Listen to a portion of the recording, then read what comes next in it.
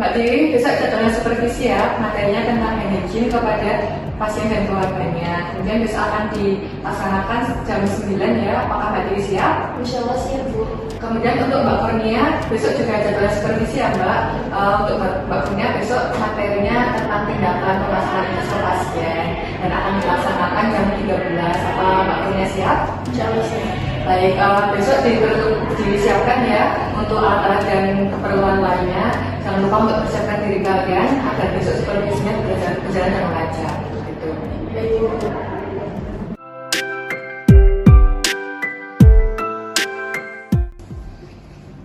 Baik Mbak Diri, ini sudah jam 9 kurang ya Mbak, kita persiapan untuk supervisi dan izin ke pasien. Ya, Bu. Nah, nanti saya itu akan menilai beberapa poin ya Mbak dari tahapan teknik hygiene-nya dengan prinsip 6 langkah benar, kemudian 5 momennya ya. Kemudian ini ada format penilaiannya, silahkan dibaca dulu. Dari format penilaian tersebut ada yang ditanyakan tidak Mbak? Tidak ada, Bu. Baik, jika tidak ada, kita langsung ke ruangan pasien ya, juga dari kamar nomor 1. Ya, Bu.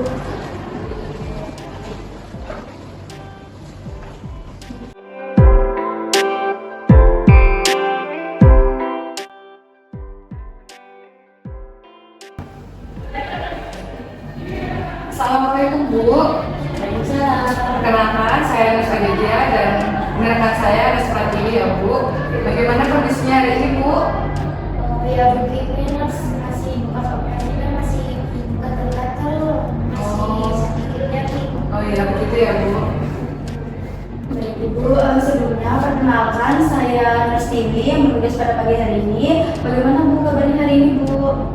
Ya, seperti yang tadi saya sampaikan, masih tugas operasinya masih gatal-gatal sama nyeri. Baik, Ibu, kalau begitu kami akan melakukan perawatan luka ya Bu, agar luka Ibu cepat sembuh dan terhindar dari infeksi. Sebelumnya apakah Ibu bersedia?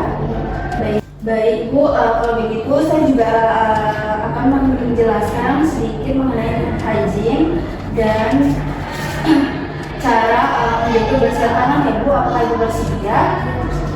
Baik, kalau begitu saya akan menjelaskan sedikit mengenai hygiene. Dan hygiene itu sendiri adalah suatu prosedur tindakan yang membersihkan tangan dengan menggunakan air mengalir dan menggunakan sabun antiseptik ya Bu, atau hand wash yang dilakukan selama 40-60 detik ya Bu. Baik, kalau begitu langsung saja ya Bu, kita langsung ke langkah pertama ya Bu. Baik, bisa diikuti ya Bu apa yang saya ajarkan nanti. Yang pertama yaitu Ibu bisa basahi kedua tangan Ibu menggunakan air mengalir. Kemudian yang kedua Ibu bisa menuangkan sabun terus ratakan ke bagian kedua tangannya Bu. Kemudian untuk langkah yang pertama yaitu Ibu bisa menggosok kedua telapak tangan ya Bu, seperti ini ya Bu, saling bergantian ya Bu. Nah, kemudian untuk langkah yang kedua yaitu menggosok punggung tangan ya Bu, sela-sela jarinya ya Bu, seperti ini ya Bu. Nah, tangan kanan gantian Bu. Nah, selanjutnya untuk langkah yang ketiga yaitu menggosok telapak tangan atau sela-sela jarinya ya Bu. Nah, sambil bergantian ya Bu. Kemudian untuk langkah yang keempat yaitu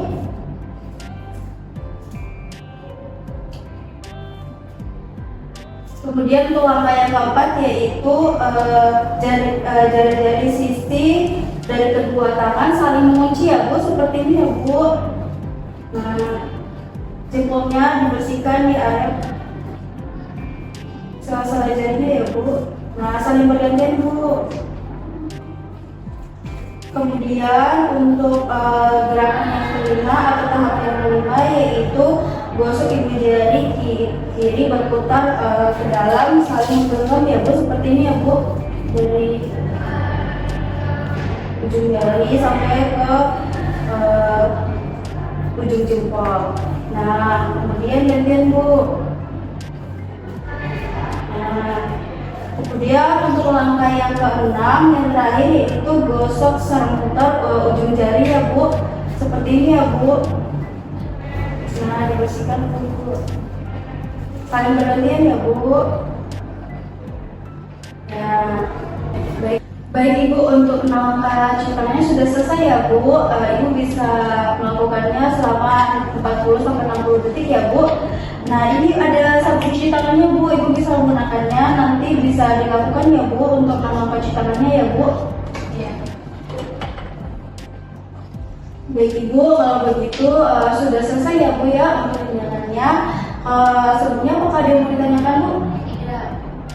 Baik Ibu, jika tidak ada yang mau ditanyakan, saya pamit undur diri ya Bu. Jangan lupa selalu dilakukan ya Bu apa yang saya ajarkan tadi ya Bu, agar menjaga kebersihan tangan Ibu dan untuk kesembuhan luka Ibu juga ya.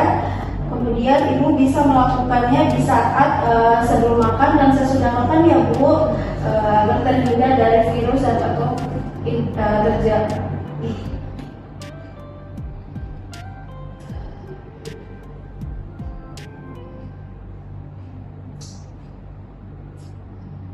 Bagi Ibu, jika tidak ada, saya pamit undur diri ya Bu.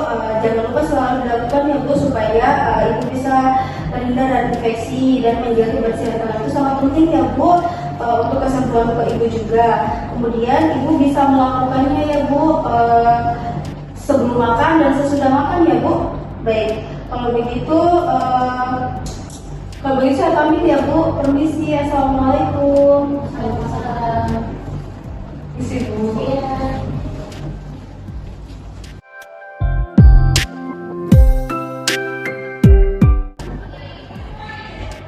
Baik Mbak, tadi saya sudah melakukan penilaian ya, baik yang hijin yang sudah Mbak edukasikan ke pasien dan keluarga. Dan ini secara keseluruhan sudah baik ya Mbak, tapi masih ada yang beberapa yang perlu diperbaiki lagi. Tadi dalam melakukan edukasi ya Mbak Dewi itu kurang interaksi, kurang komunikasi dengan keluarga pasien ya. Karena kan NDJ itu materi yang umum ya, yang dapat diberikan, dapat diterima oleh semua orang yang ada di rumah sakit ini, terutama pasien dan keluarganya ya. Kemudian terkait pemahaman pasien ya Mbak, tadi Mbak Dewi itu harusnya memastikan terlebih dahulu apakah yang telah disampaikan Mbak Dewi itu sudah dapat diterima, dipahami dengan baik oleh pasien dan keluarganya. Dan harusnya tadi Mbak juga menginstruksikan pasien dan keluarganya untuk mempraktikkan ulang atau menjelaskan ulang apa yang telah diberikan dan telah disampaikan tadi oleh Mbak. Dan usahakan kalau misalnya memberikan edukasi itu menggunakan bahasa yang mudah dipahami oleh orang awam ya Pak, oleh pasien dan keluarganya, menggunakan bahasa yang sehari-hari gitu ya, agar bisa dipahami nantinya, sehingga nanti pasien paham betul terkait dengan hygiene itu yang seperti apa ya gitu. Dan Mbak Dewi tadi untuk intonasi bicaranya mungkin besok lebih dipertegas lagi ya Mbak, supaya nanti apa yang kita sampaikan ke pasien itu pasien dapat percaya gitu ya. Kemudian itu tadi ya, interaksi dan komunikasi itu memang sangat penting ya, karena itu hal yang paling penting dalam proses perawatan gitu. Harapannya Mbak Dewi bisa mempertahankan apa yang telah Mbak Dewi tadi berikan ya, dan tingkatkan terus apa yang menjadi catatan tadi, sehingga besok menjadi Mbak Dewi bisa lebih baik lagi gitu. Mungkin itu saja Mbak yang dapat saya sampaikan ya.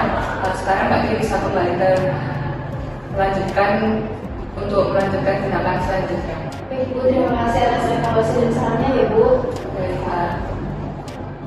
Bu. Baik Mbak Gurunya, ini sudah jam 1 kurang ya. Kita mulai persiapan untuk supervisi tindakan pemasangan itu selesai.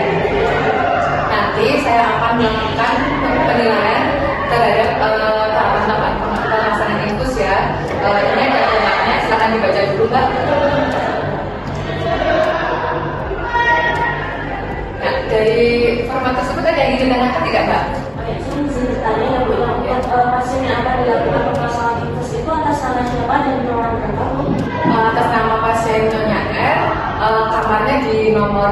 ya, diagnosa medisnya post appendix, appendix. Ya, siapkan untuk alatnya terlebih dahulu ya Bu ya. Ya Mbak, silakan ya. Sipu.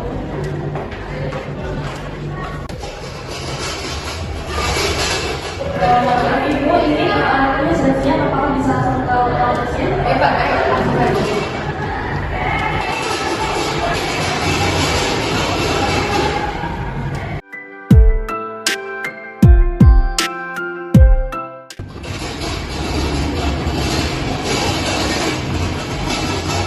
Assalamualaikum. Waalaikumsalam. Mohon maaf, benar dengan Ibu R? Iya, benar.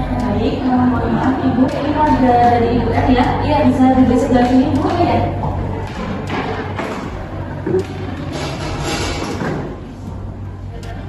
Mana Bu kabar hari ini? Sedikit membaik Ibu, tapi tangan saya buka dari jam 10 tadi. Kemudian keluarga saya juga tadi udah lapor sama perawat. Baik Ibu, sebelumnya perkenalkan saya Mas Rupiah ya Bu ya. Tadi saya mendapat laporan dari rekan saya, dan di sini saya akan melakukan pemangsalan infus kembali pada tangan Ibu ya Bu ya. Sebelumnya apakah Ibu bersedia? Iya, bersedia, silakan. Baik, saya mulai tindakan Ibu. Ya.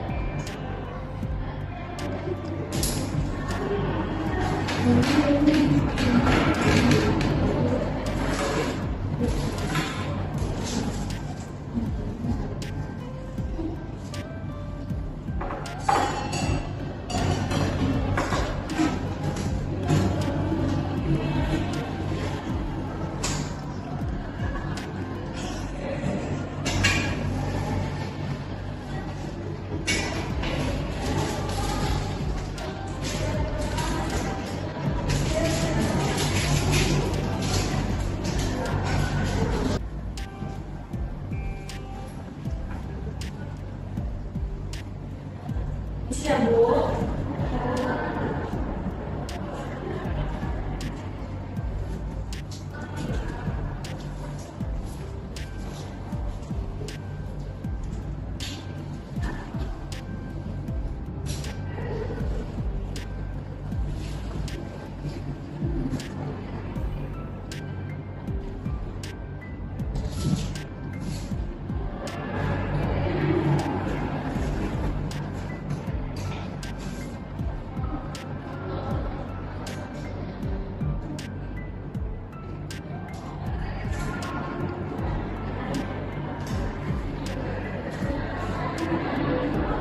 Jangan ditarik ya Bu. Tangan ya Bu.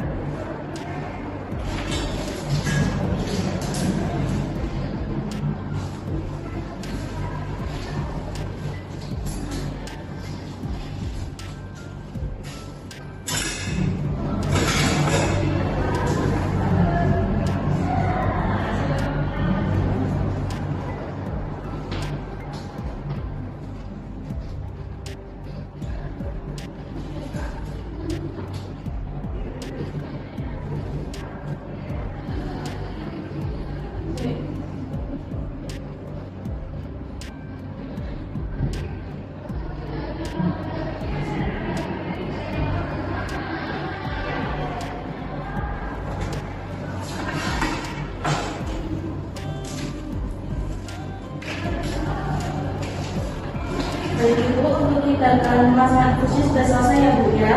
Nanti apabila tangan Ibu mengalami luka, alirannya macet, kemudian juga rembes, nanti Ibu bisa lapor ke perawat yang berjaga. Kemudian juga Ibu mengurangi minimal pergerakan ya Bu ya, karena bisa menyebabkan alirannya macet. Baik Ibu, kalau begitu sampai di sini apakah ada yang ditanyakan Bu? Tidak. Baik, jika tidak ada yang ditanyakan, saya izin kembali ke ruang perawat lagi ya Bu ya. Saya permisi ya Bu, Assalamualaikum. Terima kasih.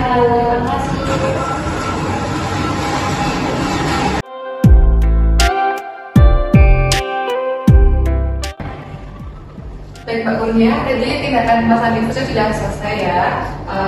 Tadi saya sudah menilai juga tahapan-tahapannya. Secara keseluruhan Mbak Kurnia tindakannya sudah bagus ya Mbak, tapi masih ada beberapa evaluasi yang dari saya. Mungkin yang pertama, Mbak Kurnia itu kurang menjaga teknik aseptik ya. Tadi soalnya saya lihat saat Mbak Kurnia membuka alkohol itu langsung diletakkan di bed pasien, di kasur pasien. Nah, itu kan jadinya bisa terkontaminasi ya Mbak. Kan tujuan fungsi untuk alkohol swab itu kan nanti buat membersihkan daerah yang akan dilakukan penunjukan jarum ya. Nah, itu nanti bisa menyebabkan pasiennya terkena infeksi gitu ya. Kemudian untuk jarum yang sudah selesai digunakan itu seharusnya langsung diletakkan di bengkok ya. Jadi ditutup dulu, kemudian diletakkan di bengkok untuk nanti dibuang supaya nanti tidak melukai pasien. Jadi kan saya juga lihat ada alkohol swab, ada jarum juga di tempat tidur pasien ya Mbak. Kemudian jadi ada alat yang ketinggalan ya Mbak, ya, tourniquet ya. Nah itu besok karena itu tourniquet itu kan penting ya untuk mencari pembuluh darah pasien. Itu sangat penting untuk pemasangan itu. Jadi jangan diusahakan tapi harus disiapkan, jangan sampai lupa ya Mbak. Kemudian untuk perla itu tadi sepertinya Mbak Kurnia lupa menggunakan ya. Itu harusnya digunakan di awal agar nanti jika ada darah yang keluar itu tidak mengotori kasur pasien gitu. Kemudian jadi Mbak Kurnia setelah melakukan tindakan cuci tangan atau tidak? Tidak. Nah itu jangan lupa ya Mbak, itu karena beresiko nanti untuk infeksi ya, karena infeksi. Mungkin itu saja Mbak yang dapat saya evaluasi ya untuk supervisi pemasangan infus. Harapan saya dengan adanya evaluasi ini Mbak Kurnia bisa menjadi lebih baik lagi ke depannya dalam melakukan tindakan pemasangan infus ke pasien. Terima kasih banyak atas masukan evaluasi untuk saya. Ya Allah, saya akan berubah supaya lebih baik lagi. Ya, sama-sama Mbak. Kalau begitu Mbak Kurnia bisa melanjutkan kegiatan selanjutnya Mbak. Terima kasih ya Bu ya, saya permisi. Assalamualaikum.